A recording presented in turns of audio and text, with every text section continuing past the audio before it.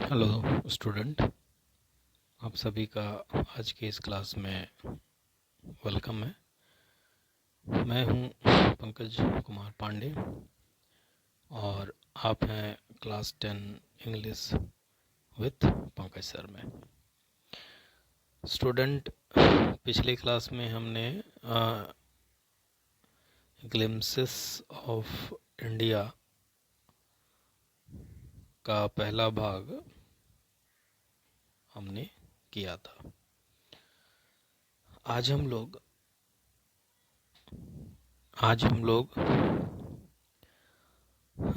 Part 2 Coorg को करने वाले हैं।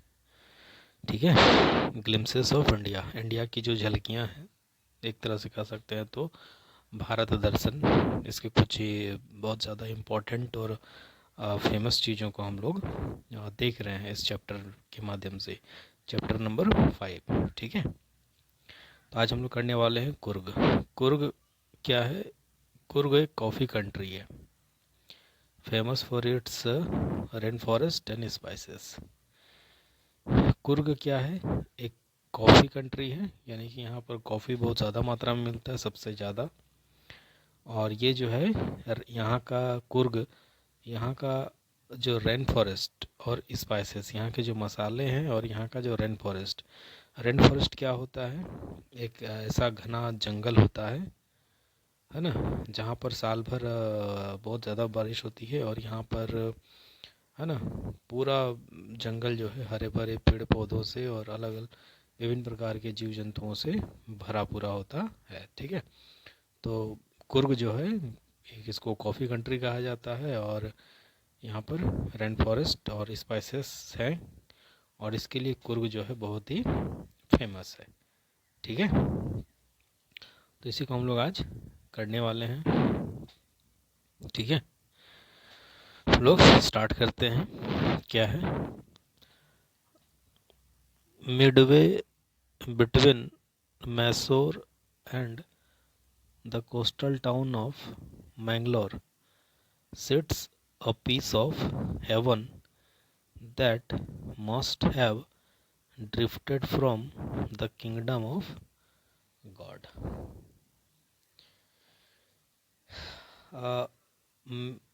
मिडवे, ये जो कुर्ग है इसके बारे में यहाँ पर है कि मिडवे बिटवीन मैसूर और मैंगलोर का जो कोस्टल टाउन है, कोस्टल यानी कि समुद्र के किनारे जो जगह है, किनारे से जुड़ा हुआ जो शहर है, समुद्र के किनारे में जो शहर है मैंगलोर का और मैसूर के बीच में एक स्वर्ग का टुकड़ा कह सकते हैं, स्वर्ग के टुकड़ा जैसा है ना, जो अवश्य ही drifted from the kingdom of God, जो भगवान के साम्राज्य से कहीं न कहीं बहकर अलग हो गया या वहाँ से आया है। ठीक है, बह this land of rolling hills is inhabited by a proud race of martial men, beautiful women and wild creature। ये जो जगह है जहाँ पर रोलिंग हिल्स है, ऐसी पहाड़ियाँ हैं, है ना, जिनकी जो ढलानें हैं वो राउंड राउंड गोल होती हैं और काफ़ी नरम होती हैं, और अगर आप इसे दूर से देखोगे या देखोगे तो एक लहर की तरह दिखती है ना। तो इस लैंड में, रोलिंग हिल्स के लैंड में, है ना, मार्शियल मैन, मार्शियल का मतलब होता है कि सैनिक, है ना, तो या युद्ध से संबंधित या सैनिक से संबंधित, है ना, काफ़ी प्राउड, प्रसिद्ध, गौरवशाली, है ना, पुरुष, सुंदर सुंदर स्त्रियां और जंगली क्रिएचर, जंगली जीव जंतु इस लैंड ऑफ रोलिंग हिल्स में यहाँ पर रहते हैं। ठीक, कुर्ग और कोडगु, इसको कोडगु भी कहा जाता है। The smallest district of Karnataka, Karnataka का छोटा सा डिस्ट्रिक्ट है। और यहाँ पर जो है ये एवरग्रीन रेन फॉरेस्ट का घर है। यहाँ पर स्पाइसेस और कॉफ़ी प्लांटेशन, कॉफ़ी बागान यहाँ पर पाए जाते हैं कुर्ग में। कुर्ग क्या है? तो कुर्ग जो है कर्नाटक का एक छोटा सा ज़िला है। और ये कुर्ग जो है ये सदाबहार रेन फॉरेस्ट का घर है। यहाँ पर मसाले हैं और मसालों और कॉफ़ी बागान यहाँ पर हैं। यह मसालों और कॉफ़ी बागान का ये घर है। Evergreen rain forest cover 30% of this district. ये जो डिस्ट्रिक्ट है इसका 30% भाग में जो है वो rain forest, evergreen rain forest है, कवर है ना। ड्यूरिंग द मानसून, मानसून के सीजन में it pour enough to keep many visitors away. Monsoon के समय में यहाँ पर इतना ज़्यादा बारिश होता है कि यहाँ पर विजिटर लोग नहीं आ पाते हैं। विजिटर लोग है ना नहीं आते हैं, जो घूमने फिरने या देखने के लिए जाते हैं वो यहाँ पर नहीं आ पाते। ठीक है। The season of joy commence from September and continue till March. The season of joy, खुशियों का जो समय होता है उसका शुरुआत है ना, उसका आगमन जो है सितंबर में होता है और ये मार्च तक चलता है। The weather is perfect, weather एकदम परफेक्ट होता है। With some shower thrown in for good measure, है ना, मतलब अच्छी मात्रा में थोड़ी बहुत फुहारे जैसे बारिश हो जाती है। The air breathe of in vibrating coffee, हवा में जो है वो है ना, हवा में जो है वो हवा जो है वो इन वाइब्रेटिंग कॉफ़ी, वो जो कॉफ़ी का जो स्मेल होता है ना, एक ऊर्जा देने वाला, एक ताकत देने वाला जो खुशबू है वो हवा में फैला हुआ है, हम ऐसा समझ सकते हैं। Coffee state and colonial bungalows stand tugged under tree canopies in prime corner.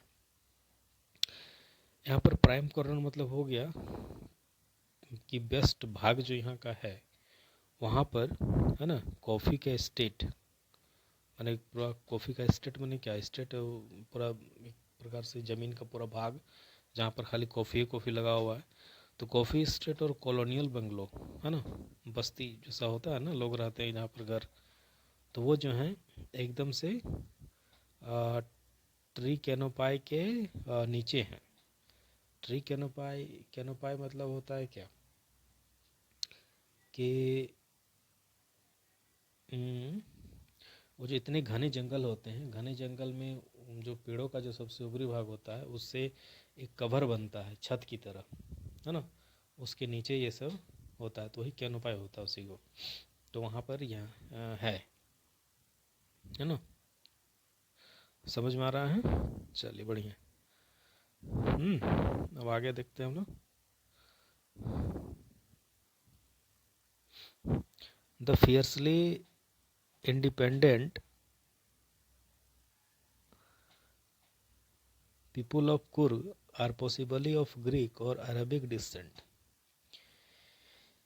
The fiercely independent people of Kurg, Coorg के जो लोग हैं है ना, जो प्रचंड रूप से स्वतंत्र हैं और संभवतः ये ग्रीक से या अरबिक है ना से आए हुए हैं, या इनका जो है वंश है ना, या तो ये ग्रीक के वंशज हैं या फिर अरबिक के।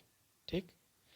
Any one story goes as one story goes a part of Alexander army moved south along the coast. एक कहानी ऐसी है कि अलेक्जेंडर की जो सेना थी उसका एक भाग वो समुद्र के किनारे होते हुए साउथ तक गया एंड वहाँ पर वो सेटल हो गया, settled here when return become impractical. जब अलेक्जेंडर का वापस जाना थोड़ा सा असंभव जैसा हो गया था या उसको कुछ उसमें फ़ायदा नहीं दिख रहा था, तो अलेक्जेंडर की सेना का एक भाग साउथ की ओर चला गया समुद्र के होते हुए, और वो वहाँ पर सेटल हो गए, बस गए वो लोग। अब ये जो यहाँ पर बस गए, इन लोगों ने क्या किया, these people married amongst the local and their culture is apparent in the martial tradition. अब इन लोगों ने क्या किया कि वहाँ के जो बस गए, ये लोग जो बस गए, तो वहाँ के लोकल के साथ इन्होंने शादी ब्याह कर लिया, शादियाँ कर ली, और उनका जो कल्चर था, है ना, वो and their culture is apparent in the martial tradition, और इनका जो कल्चर था वो मार्शियल ट्रेडिशन यानी कि सेना से संबंधित था, अलेक्जेंडर की आर्मी। और मैरिज एंड रिलीजियस राइट्स, इनका जो कल्चर हो गया वो स्पष्ट हो गया, प्रकट, है ना, प्रत्यक्ष रूप से जो है वो क्या हो गया, तो मार्शियल ट्रेडिशन आ गया, है ना, वो मार्शियल मतलब युद्ध संबंधित ट्रेडिशन में आ गया, है ना। फिर शादी ब्याह में, मैरिज में, और रिलीजियस राइट्स में, धार्मिक रीति रिवाज जो होता है उसमें ये सब प्रकट होने लगा, प्रत्यक्ष रूप से दिखने लगा। which are distinct from the Hindu main stream. और इनका जो ये सब था, राइट वगैरह रीति रिवाज वगैरह जो था, ये हिंदू रीति रिवाज से, है ना, हिंदू परंपरा या हिंदू प्रवृत्ति से, है ना, मेन स्ट्रीम यानी कि हिंदू लोग जिस प्रकार से वो लोग अपना उनकी जो विचारधारा थी, मुख्य धारा जो थी, उनसे ये बिल्कुल अलग थी, डिस्टिंक्ट थी, है ना, एकदम स्पष्ट। The theory of Arab origin, है ना,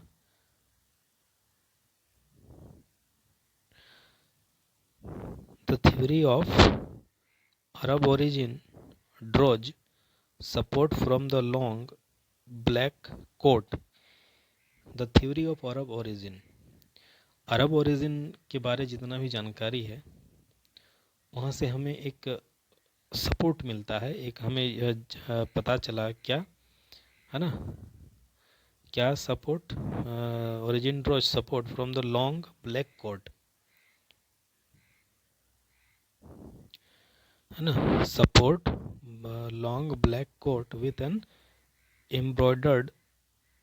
embroidered waist belt worn by the Kodavas. तो इसका हमें यहाँ पर मिलता है, आप ये चीज़ आप देखो यहाँ पर दिखाया गया है, ठीक है, पिक्चर में, कि जो अरब के लोग थे वो क्या किस तरह से पहनते थे, इस तरह से, है ना, एक लंबा सा ब्लैक कोट होता था ऊपर से, हाँ, जिसमें से एम्ब्रॉयडर्ड मैंने उसमें पूरा कढ़ाई वगैरह किया रहता था, वेस्ट बेल्ट, है ना, कमर बंद जो होता था वो, जो कि कोडावूज यानी कि कुर्ग के रहने वाले लोगों के द्वारा या कुर्ग के लोग पहनते थे, ठीक ना। इस ड्रेस को जो है कुपिया के नाम से भी जाना जाता है।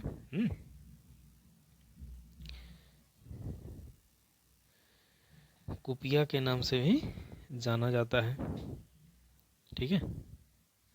It resemble the keffiyeh worn by the Arab and the Kurds, और ये लगभग कुफिया से मिलता जुलता है जो कि अरब के लोगों के द्वारा पहना जाता था और कुर्द्स के लोग पहनते थे, ठीक है।